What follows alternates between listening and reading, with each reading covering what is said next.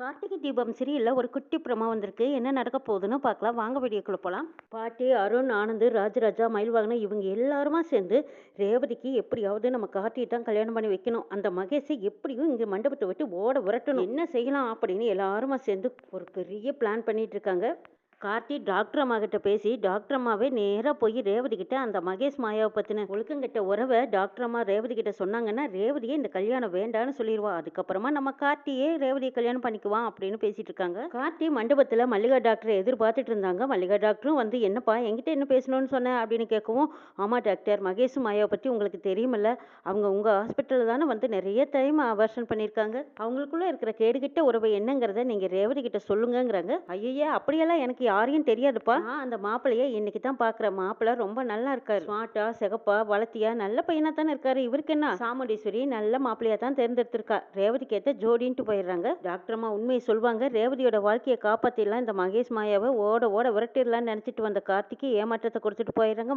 மல்லிகா திரும்பவும் போய் சாமுண்டீஸ்வரியை பார்த்து, சாமுண்டீஸ்வரி, உன் வீட்டு டிரைவருக்கு எப்படியோ மகேஷ் மாயாவை பத்தின உண்மையெல்லாம் தெரிஞ்சிருச்சு. என்கிட்ட துருவி துருவி கேட்கறான் தெரியுமா. உன் குடும்பத்து மேலதான் அவனுக்கு எவ்வளவு அக்கறை இருந்ததுனால தானே என்னை திருப்பி திருப்பி கேட்டுட்டே இருக்கான். உண்மையை சொல்லிடலான்னு என் உள் மனசு சொல்லுச்சு. ஆனா நீ தான் சொல்ல வேண்டாம்னு சொல்லி வச்சிட்டியம்மா. நீ என்ன பிளான் பண்ணி வச்சிருக்க அப்படின்னு கேட்கவும், ஆமா, என் பொண்ணு ரேவதிக்கு நான் வேறொரு மாப்பிள்ளைய செலக்ட் பண்ணி வச்சுட்டேன்னு உண்மையை சொல்லாம இருக்காங்க சாமுண்டீஸ்வரி. ஓ அப்படியா, அந்த மாப்பிள்ளை யாருன்னு கேட்குறாங்க மல்லிகா. அது சஸ்பென்ஸாவே இருக்கட்டும், நாளைக்கு காலையில வந்து பாரு. நீ நைட் இங்கே தங்க வேண்டாம். இருந்தேன்னா ஏதாவது ஒன்று அந்த டிரைவர் கேட்டுட்டே இருப்பான், நீயும் உளறி கொட்டிடுவ. காலையில வா அப்படின்னு சொல்லவும், சரி நான் போயிட்டு காலையில வரேன்னு சொல்லி மல்லிகா அங்கிருந்து கிளம்பிடுறாங்க. அப்பவும் மல்லிகா டாக்டர் கிளம்பும்போது கார்த்தி பின்னாடியே போய், ஒரு நிமிஷம் இருங்க சாமுண்டீஸ்வரி, உங்களுக்கு ஃப்ரெண்டுன்னா அவங்களோட பொண்ணு உங்களுக்கு பொண்ணு மாதிரி தானே. ஒரு பொண்ணோட வாழ்க்கை நம்ம கண்ணெதிர அலையிறதானே பார்த்துக்கிட்டு இருக்கலாமா, நீங்க உண்மையை சொல்லியிருக்கலாமேங்கிறாங்க. இதா பார்ப்பா, தினம் என்கிட்ட நிறைய பேஷண்ட் வருவாங்க. நான் யாரை ஞாபகத்தில் வச்சுக்குவேன்.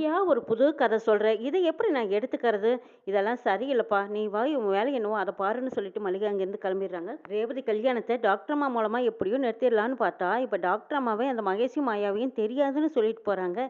இப்போ எப்படி ரேவதி கிட்ட சொல்லி புரிய வைக்கிறது, ரேவதி கல்யாணத்தை நிறுத்துறதுன்னு ஒரே குழப்பத்தோடு நிற்கிறாங்க கார்த்தி. பாட்டி, ராஜா, மயில்வாகனம் இவங்க எல்லாரும் வந்து, காட்டி என்னப்பா முடிவெடுத்திருக்க, அந்த மல்லிகா டாக்டர் உண்மையெல்லாம் சொல்லிட்டாங்களா அப்படின்னு கேட்க, கடைசி நேரத்தில் அவங்க ஏன் இப்படி பேச்சை மாற்றி பேசினாங்கன்னு எனக்கு தெரியல. மகேஷ் மாயா யாருன்னே தெரியாதுன்னு சொல்லிட்டு போயிட்டாங்கங்கிறாங்க. எது தெரியாதுன்னு சொல்லிட்டு போயிட்டாங்களா? அந்த டாக்டர் அம்மாவுக்கு என்ன புத்தி கிட்டி கெட்டு போச்சா? யார் வீட்டு பொண்ணு தானே எப்படியே கெட்டு போயிட்டு போறான்னு விட்டுட்டு போயிட்டாங்களா அப்படின்னு பாட்டி திட்டுறாங்க. அந்த டாக்டர் அம்மா சொல்றதுலயும் ஒரு அர்த்தம் இருக்கு.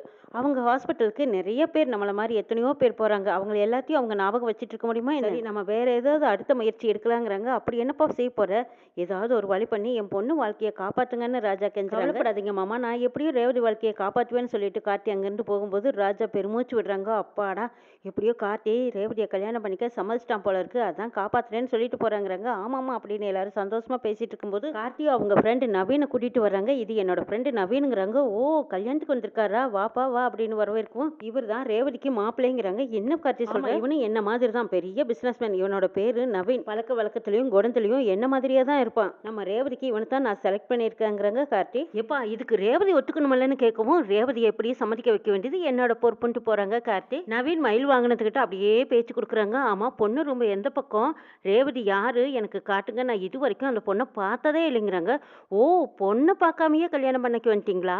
ஓ, நீங்க நல்ல மாப்பிள்ளை தான். சரி வாங்க, நான் உங்களுக்கு ரேவதியை காட்டுறேன். நான் போய் ரேவதியை கூட்டிட்டு வரேன், நீங்க ரெண்டு பேரும் தனியா பேசுங்கன்னு சொல்லிட்டு மயில் வாகனம் அங்க ரேவதியை கூட்டிட்டு வரேன்னு சொல்லிட்டு ரேவதியோட ரூமுக்கு போறாங்க மயில்வாகனம்.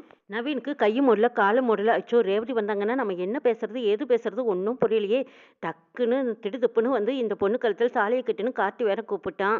அந்த பொண்ணு எப்படி இருக்கு ஏதுன்னு கூட தெரியல. கார்த்தியோட செலெக்ஷன் நல்லதா தான் இருக்கும் அப்படின்னு ஏதோ பல வகையான குழப்பத்தோட நின்றுட்டு இருக்காங்க நவீன். சரி, இப்போ பொண்ணு வந்துருமில்ல, பார்த்து பேசிட்டா போச்சு, பிடிச்சிருந்தா கல்யாணம் பண்ணிக்கலாம் அப்படிங்கிற ஆசையில நின்றுட்டு இருக்காங்க நவீன்.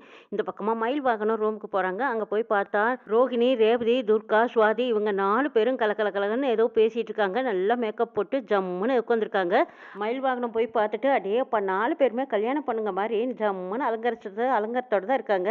சரி, இதுல 4 பேர்த்துல யாரு, நம்ம ரோஹிணி ஓகே வேண்டாம், அடுத்தது துர்கா. இந்த துர்காவுக்கு அந்த பிரவீனுக்கு ரொம்ப ஜோடி சூப்பரா இருக்கும். இப்படி நம்ம முடிச்சு போட்டு விட்டுற வேண்டியதுதான். இப்படி சூடுன்ட்டு, "ஏய் துர்கா இங்க வாவேன். உன்கிட்ட ஒரு முக்கியமான விஷயம் பேசணுங்கிறாங்க." "அப்படியா என்ன மாமா?" அப்படின்னு ஓடி வராங்க துர்கா. நம்ம வீட்டு டிரைவர் இருக்கார்ல டிரைவர், அவரோட ஃப்ரெண்டு நவீனா பெரிய பிசினஸ் மேனா. நம்ம டிரைவரை விட 2 மடங்கு நல்லா அழகா இருக்காரு. நம்ம டிரைவர் தான் சொன்னாரு, "இது துர்காவுக்கு ஏத்த ஜோடி, அருமையான பையன். இந்த பையனுக்கும் துர்காவுக்கும் கல்யாணம் பண்ணி வச்சா சூப்பரா இருக்கும். ஜோடி பொருத்தம் நல்லா இருக்குன்னு சொன்னான். அந்த பையனை பார்க்க வர்றியா? உன்னை கூட்டிட்டு வர சொன்னாங்க. வா போய் பார்க்கலான்னு கூப்பிடுறாங்க." மயில்வாகனம் சொல்லும் போதே துர்காவுக்கு, அடடா அப்படிப்பட்ட ஒரு நல்ல ஜென்டில்மேனா, சரி நான் பார்க்க வரேன் மாமா, இப்பவே பார்த்தாகணும் அப்படிங்கவும், சரி வா நான் கூட்டிட்டு போறேன், உனக்காகத்தான் அங்க வெயிட் பண்ணிட்டு இருக்காரு. பக்குவமா நல்லா யதார்த்தமா நல்லா பேசு, அம்மா மாதிரி அடிப்பேன் சுடுவேன் நல்லா பேசிட்டு இருக்காதா துர்கா. வந்திருக்கிறது உன்னை பார்க்க வந்தா மாப்பிள்ள, கொஞ்சம் பக்குவமா பதார்த்தமா பேசுங்கிறாங்க. சரி மாமா அதெல்லாம் நான் பாத்துக்கிறேன் வாங்கன்ட்டு போறாங்க துர்கா. மயில்வாகனம் துர்கா கிட்ட பேசி எப்படியோ சம்மதம் வாங்கி கையோட கூட்டிகிட்டு வராங்க. அப்பாடா, இந்த கடிவாள குதிரை எங்க குதிக்குமோ உதைக்குமோன்னு நினைச்சோம். இதுவே பணிஞ்சு வரும்போது ரொம்ப நல்லதா போச்சுன்னு நினைச்சுக்கிட்டு மயில்வாகனம் துர்காவை கூட்டிட்டு வந்து, அதோ அங்க நிக்கிறாரு பாரு, அவர் தான் மாப்பிள்ள, அந்த மஞ்சள் சட்டை போட்டிருக்கிறவர்னு சொல்றாங்க. ஓ இவரு தானா, பாக்குறதுக்கு ரொம்ப நல்லா தான் இருக்காருங்கிறாங்க. சரி அவர் உங்ககிட்ட பேசணுமா, நீ போய் பேசிட்டு வா அப்படின்னு சொல்லவும், சரி மாமா இதோ இப்ப போறேன் அப்படின்னு துர்காவும் டக்கு டக்கு டக்குன்னு போறாங்க. அங்க படிக்கட்டுல எண்ணெயும் ஊத்தி வச்சிருக்காங்க. பாட்டியும் மயில்வாகனம் செஞ்ச வேலை. பார்க்கும்போது கிளைமேட்ஸ் ரொம்ப சூப்பரா இருக்கணும். அதனால பேச்சுவார்த்தையோட முடியாம ஒருத்தருக்கு ஒருத்தர் தாங்களாவெல்லாம் இருக்கணும் அப்படின்னு சொல்லிட்டு இப்ப பாட்டியும் மயில்வாகனம் செஞ்ச வேலை எண்ணெய் ஊத்தி வச்சிருக்காங்க. துர்காவும் அதை கவனிக்காம வந்தவங்க சல்லுன்னு வலிக்கு விட்டதும் போனதும் அந்த பிரவீன் மேலதான் விழுகுறாங்க. பிரவீனும் கை தாங்கலா கீழே விடாம துர்காவை தாங்கி பிடிச்சுக்கிறாங்க. என்ன மாப்பிள்ளை என்ன பண்ணி வச்சுட்டு வந்தீங்கன்னு கேக்குறாங்க ராஜா.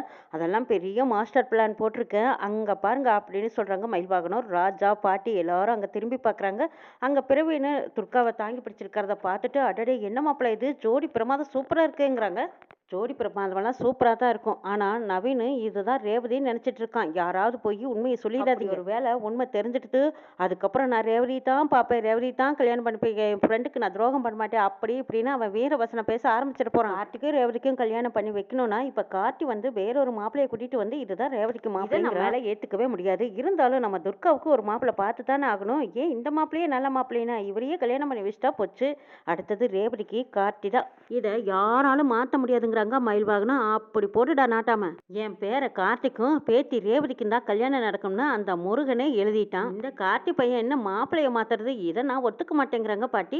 பாட்டி நீங்க கவலையை விடுங்க, அங்க பாருங்க அப்படின்னு சொல்றாங்க. அங்க பார்த்தா துர்காவும் நவீனும் ஒருத்தருக்கு ஒருத்தர் அவங்களையே மறந்து பார்த்துக்கிட்டு இருக்கிறாங்க. எப்படி நம்ம மாஸ்டர் பிளான் அப்படின்னு சொல்றாங்க மயில்வாகனம். அடடட மயிலு நீ புத்திசாலிங்கிறத நிரூபிச்சுக்கிட்டே தான் இருக்க அப்படிங்கிறாங்க பாட்டி. ஆமா பாட்டி சும்மாவா. இப்ப இதே மேடையில துர்காவுக்கும் கார்த்தியோட ஃப்ரெண்டு நவீனுக்கும் கல்யாணம் நடந்தா எப்படி இருக்கும், சூப்பர் ஜோடியில பாட்டிங்கிறாங்க. அட ஆமாப்பா. அப்பவும் நம்ம ரேவதிக்காக கார்த்தி தான், கார்த்திக்காக ரேவதி தான். ரேவதி கார்த்திக்கு தான் வெயிட் பண்ணிட்டு இருக்கா. இவனை இப்படியே விடக்கூடாதுப்பா, எப்படியாவது கார்த்திகிட்ட சமாதானம் பண்ணி சம்மதம் வாங்கிடணும்ப்பா. இல்லைன்னா அடுத்தடுத்து வேற மாப்பிள்ளைய கூட்டிட்டு வந்து இவர் தான் மாப்பிள்ளைன்னு காட்டினாலும் காட்டிடுவா இந்த கார்த்தி. கார்த்திக்கே தெரியாம நம்ம பிளான் படி கார்த்தி கூட்டிட்டு வந்த மாப்பிள்ளைக்கு பக்கத்துல நம்ம துர்காவை உட்கார வச்சிருவோம். அவங்க கல்யாணமும் சிறப்பா நடத்தி காட்டிடலாம் அப்படின்னு பாட்டி பிளான் பண்ணிருக்காங்க. அப்பவும் ரேவதியோட வாழ்க்கை கார்த்தி கண்ணுக்கு முன்னாடி வந்து நிற்கும் போது பார்த்துக்கிட்டு சும்மாவா இருப்பான். ரேவதியோட வாழ்க்கைய வேலை அக்கறைப்படுற கார்த்தி நிச்சயமா அவனே ரேவதியை கல்யாணம் பண்ணி ஏத்துக்குவான் பாரு. அந்த முருகர் விளையாடுறாரோ இல்லையோ, ஆனா நமக்கு தெரிஞ்ச விளையாட்டை விளையாடி எப்படியும் கார்த்தியும் ரேவதியும் ஒண்ணு சேர்த்து வைக்கணும்பா.